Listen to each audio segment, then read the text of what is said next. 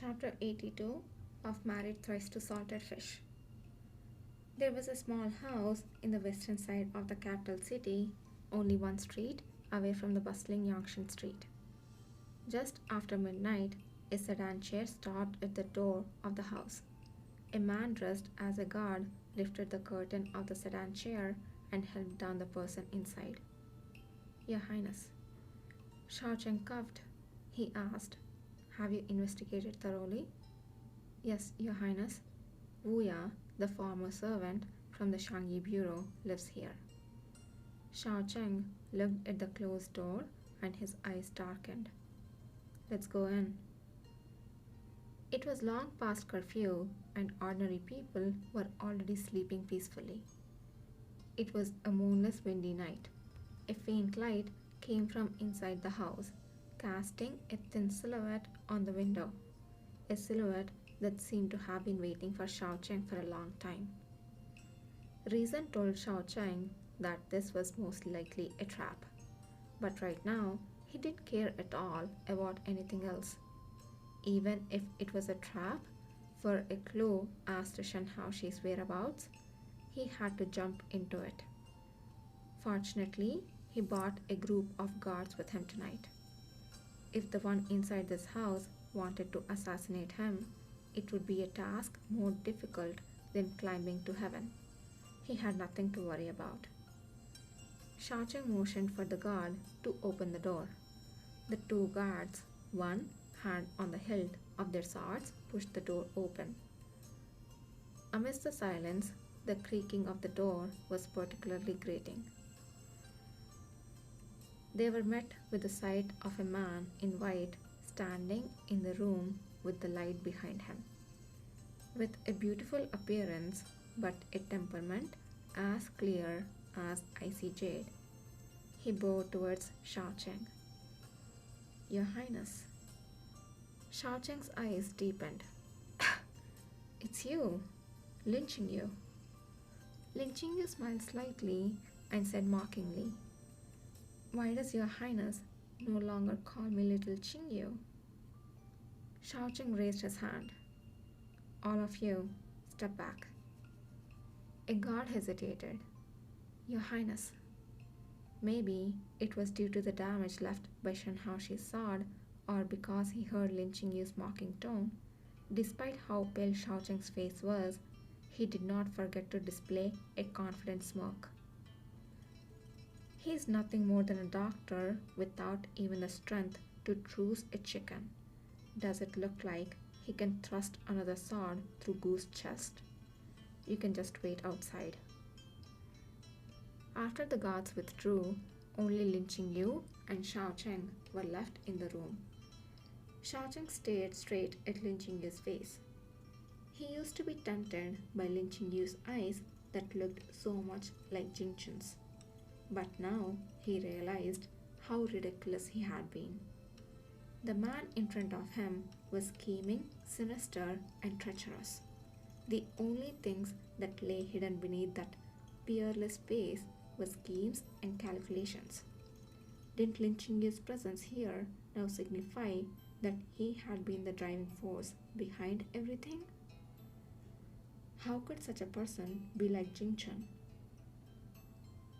To be honest, I am also surprised that Lin Qingyu showed himself in front of Shao Cheng as the person plotting everything. He could have been totally put that guy in the dark. Now it feels like he put a target on his back. And Shao Cheng is a protagonist. He has that protagonist aura. He has the plot armor protecting him. So he has a lot of freaking luck. What if he tries to attack Lin Qingyu? I thought these pair were smart. What happened? Lin Qingyu said, "His Highness seems to have something to ask me." Shao Cheng said, forcing out each word. "The palace sash that Wu Ya presented is not Jing Chun's." There were 3 of these palace sashes in total. one for himself and the other two he gave to Shen Haoshi and Jing Chen as evidence of their childhood friendship. They had met in Chanseng Temple, a noble prince, a bodyguard from a shadow guard organization, and a motherless, fatherless little monk. The three had very different personalities. The prince was arrogant and contemptuous, the guard was loyal and honest, and the little monk was guileless and innocent. Their identities were vastly different. They never should have crossed paths, much less become close. His concubine mother had even instructed him, saying he would be crown prince someday and then emperor, and an emperor has no need for friends. But at that time he had been too young. No matter how accomplished, he was nothing more than a child after all. The time he spent in Chanseng Temple as a child, sheltering from illness, was the most relaxed and content he had ever been in this life. He didn't have to fight and scheme against his half brothers. He didn't have to remain solemn and composed in front of his imperial mother. He didn't have to rack his brains thinking of ways to gain his father's favor. He was just a child from an ordinary family with two good friends he got along with. Once it was safe to return, he and Shen Haoshi bid farewell to Jing Chen and returned to the palace. As a prince, he couldn't leave the palace, but Shen Haoshi could. Every time he went out of the palace, he would go to Chanseng Temple to visit Jing Chen, and sometimes he would bring back the letters that Jing Chen wrote to him. Until one day, Shen Haoshi couldn't find Jing Chen in Chanseng Temple. After inquiring, he found out that Jing Chen had been found by his biological parents and brought home. The sea of people is vast. It wasn't easy for two younglings to find Jing Chen. Neither he nor Shen Haoshi thought that the next time they would see Jing Chen, it would be in the palace. A group of young newly selected palace eunuchs were lined up outside the Shi Lijian, waiting for the old eunuch to purify their bodies. When Shen Haoshi was passing by, he heard a familiar sob and stopped to look, only to see his and His Highness's good friend wearing tattered clothes, tears running down his face, nose red from crying. Shen Haoshi rescued Jing Chen and took him to find Shao Chang. The rules in the palace were strict, and there was no room for people of dubious origin. Shao Chang wanted to send Jing Chen out of the palace, but Jing Chen buried himself in Shen Haoshi's arms, crying until he was out of breath. He said that he didn't want to leave the palace, let alone go home and be beaten by his father. He wanted to stay in the palace with two friends. Eunuchs had their bodies checked periodically. Jing Chen could only escape once, but not forever. The two couldn't bear to let Jing Chen get castrated, so Shao Chang used some means to have Jing Chen replace a little palace maid who had suddenly died of illness. The young Shao Chang had no idea he had planted a seed for immeasurable trouble in the future, and he had even felt smug about his meticulous arrangement. Since then, the friendship between the three of them continued in the palace. Year after year, quietly, gradually, it deteriorated. As he grew, he did everything to secure the position of crown prince. The heavenly prison sect was loyal and devoted to him, but he was ready to discard them when told to do so. However, the one thing he couldn't let go of was that childhood friendship. Because of their devotion to him, his father wanted to destroy the entire heavenly prison sect. He planned everything, and even though, because of Shen Haoshi, his heart softened and he hesitated in the end, he hadn't stopped it from happening. Fortunately, he managed to rescue Shenhaoshi, but it was because of his soft hearted hesitation that his father became quite dissatisfied with him. So that when Jingchun's hand in marriage was asked by the king of the north, he could do nothing. He thought countless times if he hadn't saved Shenhaoshi's life, would he have been able to keep Jingchun by his side? Strangely, no matter how many times he thought about it, he never regretted his decision. On the eve of Jingchun's marriage, the three met in secret. Jingchun hugged him and Shenhaoshi with tears in his eyes. He tightly held the palace sash, the symbol of their childhood friendship, and said that he would kill himself before the king of the north found out that he was a boy. He would not even leave behind a body to be found. In this way, they would not be implicated, and the Dayu and the northern border would not fight because of him. On the day of Jingchun's marriage, he saw with his own eyes Jingchun wearing that palace sash as he was married away to the northern border. Later, he learned from the Tianji camp that Jingchun was doing well and the king of the north doted him in every possible way. However, he didn't know whether Jingchun had already revealed his identity. Thus, this matter became a heavy stone that could overwhelm him at any time. Only by ascending the throne as soon as possible could he, once this matter comes to light, protect himself and Shenhaoshi. The palace sash that Wu Ya took out wasn't Jingchun's, nor was it his, so it could only be Shenhaoshi's. After Jingchun left, Shenhaoshi grew withdrawn, pouring his all into handling matters for him. The only person he had any dealings with was Lin Qingyu.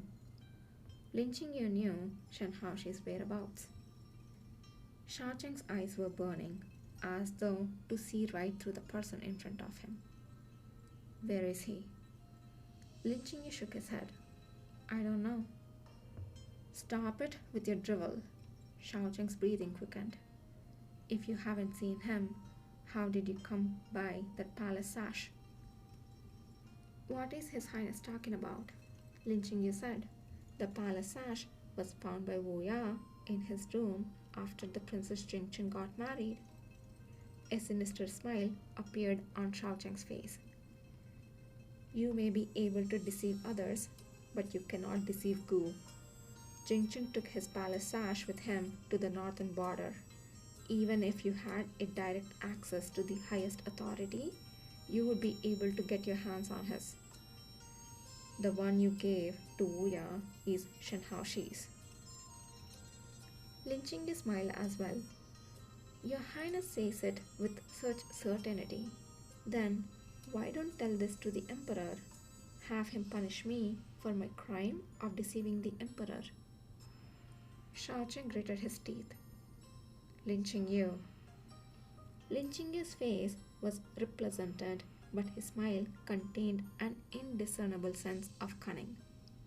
Oh, right, concubine Chen. No, I should call her Chen Shi now. Chen Shi has pleaded guilty, repeatedly saying that this matter was her doing and that His Highness had no knowledge of what she did. If you go to His Majesty to expose me, you will also be exposing yourself as an insider. Now, wouldn't that be a waste of Chen Shi's hard work? The taste of blood began to seep into Shaocheng's mouth. He wanted nothing more than to hack to pieces this poisonous beauty, snap his bones, and scatter his ashes. His pale lips were stained scarlet, and he said coldly, I will ask you one more time. Where is Shenhaoshi? And I will answer Your Highness again. Your Highness should listen carefully. Lin Qingyu said, I do not know where he is. This palace sash was brought to me by someone else. Shaocheng's chest heaved violently. Impossible. Why would that be impossible? Lin Qingyu stepped forward. Clucking his tongue, he said, "How does your highness think I found out the truth? His sword was unable to take your life. Neither was he able to take away your position as crown prince. Then he can only think of some other way, don't you think?" "Hold your tongue." Shao Chen coughed violently, his eyes going bloodshot. "No matter how much and how she hates me, he would never genuinely wish to take my life." Things having reached this point, Shao Chen has even forgotten to refer himself with his respectful honorific Gu. He must not be far from completely losing control. Lin Qingyu gave a breathy sneer.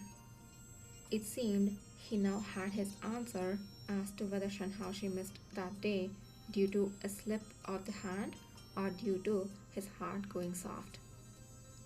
This palace sash was indeed voluntarily handed over to me by General Imperial Guard Shen. Imperial Guard Shen is extremely skilled and an expert at concealing himself. Even the Tianji camp is unable to find his whereabouts. A mere doctor, without even the strength to trust a chicken, couldn't possibly have forced him to hand that over. With eyes so similar to Jing Chun's, Lin Qingyu stared coldly at this protagonist wrapped in his halo. "You said he would never genuinely wish to take your life, but it was because of his sword that you have grown so weak. You are even worse off than the late young master have. So, in the end, was he being soft hearted or cruel?" Shao Cheng's eyes were wide open. His once charming and handsome face had turned malevolent. His eyes, before frivolous and fickle, now held an intense love and hatred. Lin Qingyu smiled. "Perhaps he truly did not wish to kill you. You saved him, but the entire Heavenly Prison sect died because of you. After you saved him, did you treat him kindly? You treat him as your exclusive property, humiliated him in bed without restraint, and even out of bed, he had to risk his life to follow your orders. He suffered countless wounds, big and small, because of you. Several times he came close to death, granting you death with a single sword strike. Where would be the fun in that? Watching you suffer all kinds of torment, opposed by all, deserted by your friends, abandoned by the emperor, abandoned by Dayu, being reduced to mere trash. Wouldn't this be more enjoyable?" Shao Chen couldn't control his legs from taking a step back. He leaned against the room's pillar, his lips trembling. He said, stricken with terror, "No, he can't." "What is the truth? I have already told His Highness," Lin Qingyu said calmly. "It is His Highness's choice whether to believe it or not." Shao Cheng's face turned purple. He raised his eyes, looking at the teardrop mole at the corner of Lin Qingyu's eye. He murmured, a trickle of blood escaping from the corner of his mouth. "Guards!" Blood continued to flow from out his mouth, soaking the four-toes python into his chest. "Guards!" The guards waiting outside the door heard the sound of movement and rushed in immediately. "Your Highness." Two of the guards supported Shao Cheng on his left and right. A third person drew his sword and put it on Lin Qingyu's shoulder. "You outrageous assassin! What have you done to His Highness?" Lin Qingyu looked down at Shao Cheng from above and said, "If you hurt me in the slightest, you will never see him again in this life." Shao Cheng closed his eyes. "Return to the palace." Lin Qingyu showed a dry smile. "Take care, Your Highness. Forgive me for not seeing you off." It was past the third watch. Gu Fuzhao had been waiting quietly in the side room, listening to the entirety of their big play. He knew that tonight there would only be a battle of words. There would be no violence. However, just in case, he had surrounded the residence with his trusted guards. He had been a little uneasy when the guards broke in, but his wife was truly worthy of being his wife. With just a few words, he managed to escape unscathed. Lin Qingye pushed open the door to the side room, and Gu Fuzhao greeted him with a yawn. All done? Lin Qingye nodded. Shao Cheng vomited blood. Spitting up blood was a grave matter. After he started vomiting blood back then, his body deteriorated rapidly, and within a few months, he died right before Lin Qingye's eyes. Gu Fuzhao took off his cloak and put it on Lin Qingyu. He placed his hand gently on Lin Qingyu's hair. Then, let's head home. That was a showdown chapter, hands down. I love it how our great beauty talked to Shao Chang and was unscathed, holding, what he finds, so precious in the palm of his hand and be playing with him. Wow, that was so great. Though I think they should have not confronted him this early on, or I don't know, they probably thought that this was the end of Shao Chang. But we do know that there is a lot more chapters and a third iteration of soul switching or soul transfer that needs to happen.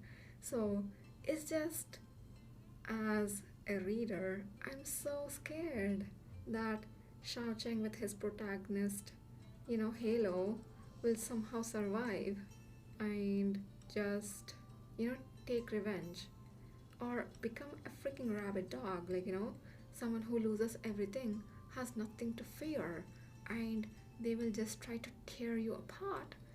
And I don't want my lovely couple to take any heed from that kind of situation.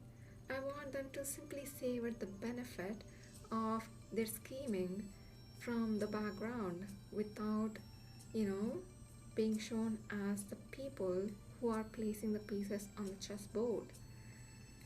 I guess I'm just being paranoid and scared about the future angst. I'm coming up with all these random hypotheses.